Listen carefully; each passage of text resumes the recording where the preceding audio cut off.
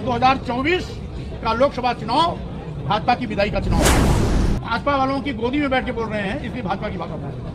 क्योंकि आका बोल दिया अभी थोड़े दिन पहले कि जाति वर्ण भगवान ने नहीं बनाया, पंडितों ने बनाया। अब सारी खलाई खुल गई तो भी भाई बीजेपी वाले बोलने से शर्माते नहीं है, उनको शर्म आनी चाहिए।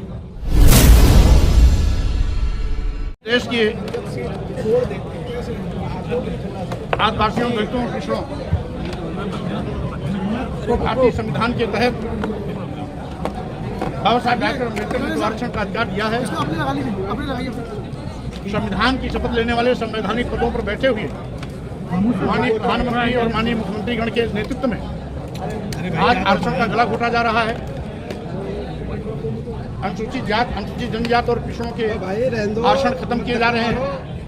मनमाने तरीके से आरक्षण का दुरुपयोग कर एक विशिष्ट वर्ग के लोगों को लाभ पहुंचाया जा रहा है।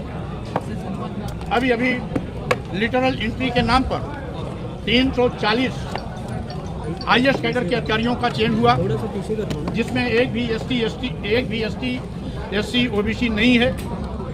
इस तरीके से संविधान के दिए गए निर्देशों का उल्लंघन किया जा रहा है।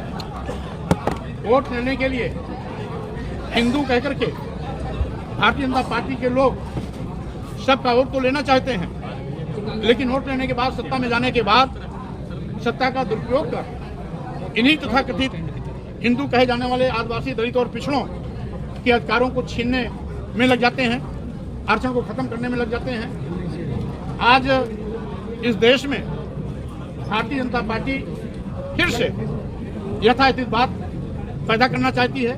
हजारों साल की पूर्व की व्यवस्था अघोषित रूप से फिर लागू करने की कोशिश कर रही है। विश्वविद्यालयों में शिक्षा इतनी महंगी की जा रही है कि जिससे कोई गरीब का छात्र पढ़ न पावे।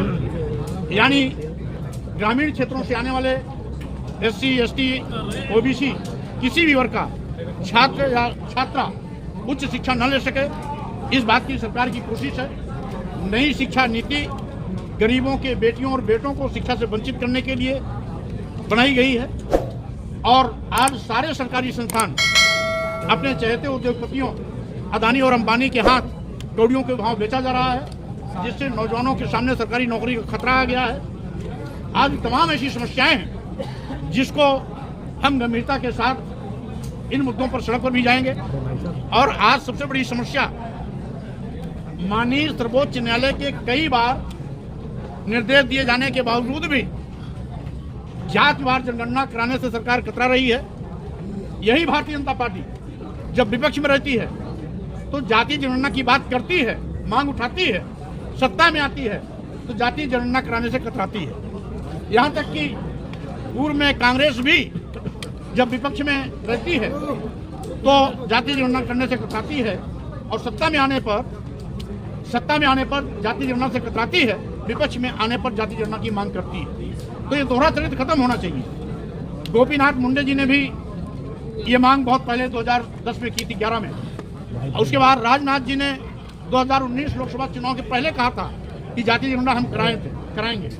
लेकिन आज प्रदेश और केंद्र दोनों जगह भाजपा की सरकार है, पूर्ण प्रचंड बहुमत की है, उसके बावजूद जातीय जनगणना कराने से कतरा रहे हैं। तो हम सब इन मांगों को लेकर के जनता के बीच में जाएंगे और एक एक करके सरकार की काली करतूतों को बेनकाब करेंगे। बीजेपी कह रही है कि आप जो बोलते हैं वो अखिलेश यादव बुलवाते हैं। दूसरी बात उन्होंने ये कहा कि जब अखिलेश यादव सत्ता में थे तब उन्होंने प्रदेश में जातिगत जनगणना क्यों नहीं करवाई।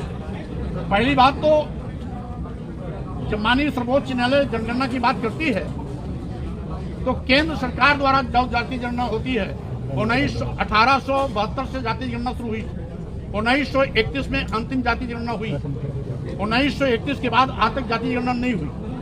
2010-11 में जाति जनगणना कराई जरूर गई थी, लेकिन उसका आंकड़ा सार्वजनिक नहीं किया गया था। और आज केंद्र सरकार इस जाति जनगणना कराने के लिए इसलिए उसको कराना जरूरी है क्योंकि इनके नेता भी विपक्ष में रहकर इसकी मांग कर चुके हैं। आज सत्ता में है, पूर्ण प्रचंड बहुमत की सरकार है, इसलिए इनको आनाकानी नहीं करनी चाहिए। इस मांग को लेकर हम जाएंगे। रही बात, अगर ये नहीं कराते हैं तो स्वाभाविक रूप से जब प्रदेश स्तर पर ही कराना होगा, हमारी सरकार जब भी आएगी हम उसको जरूर कराएंगे। बीजेपी ये भी कह रही है कि जो आप बोलते हो अखिलेश यादव इंगित करते हैं, अखिलेश यादव के कहने पर ही आप ये सारे शब्द बोलते हैं। अब बीजेपी कहां से बोलती है, पहले उनसे पूछिए कि आपको कौन सिखाता पढ़ाता है। उनके आका बोल दिया अभी थोड़ी देर पहले कि जाति वर्ण भगवान ने नहीं बनाया, पंडितों ने बनाई। अब सारी कलई खुल गई तो भी भाई बीजेपी वाले बोलने से शर्माते नहीं है। उनको शर्म आनी चाहिए कि अगर आपके आका ने आपकी पोल पट्टी खोल दी है तो आप प्रधानमंत्री जैसे बड़े पद पर बैठे हो, आपको ऐसी हिंसक वारदातें, ऐसे मानवता को कलंकित करने वाली बातें तत्काल प्रतिबंधित कर देना चाहिए। धर्म की आड़ में किसी को गाली नहीं दिया जाना चाहिए, नीच अधम नहीं कहा जाना चाहिए, प्रताड़ित अपमानित करने की बात नहीं किया जाना चाहिए। ये संविधान विरोधी। उत्तर प्रदेश का बजट पेश हुआ है, क्या कहेंगे? 6,90,000 करोड़ बजट। ये है सरकार अभी तक पिछले बजट का 40% भी पैसा खत्म नहीं कर पाई, आवंटित ही नहीं कर पाई। तो इसको बजट जनता के लिए नहीं, हाल मेल करके चुनाव लड़ने के लिए दिया जा रहा है। अगर जनता के लिए होती तो पहले का बजट अब तक 90% खर्च हो जाना चाहिए था और नए बजट से नया विकास होना चाहिए था।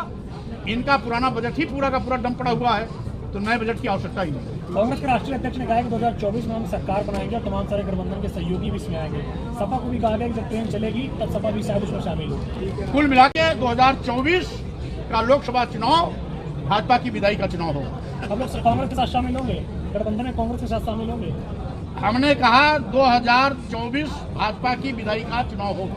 सर, आपकी लड़ाई 85-15 की है। ओम प्रकाश राजभर आपके समाज से हैं, वो आपका ही विरोध कर रहे हैं। वो कह रहे हैं कि सिर्फ आप राजनीति कर रहे हो। चूंकि वो भाजपा वालों की गोदी में बैठ के बोल रहे हैं, इसलिए भाजपा की भाषा बोल रहे हैं। धन्यवाद। Okay, thank you.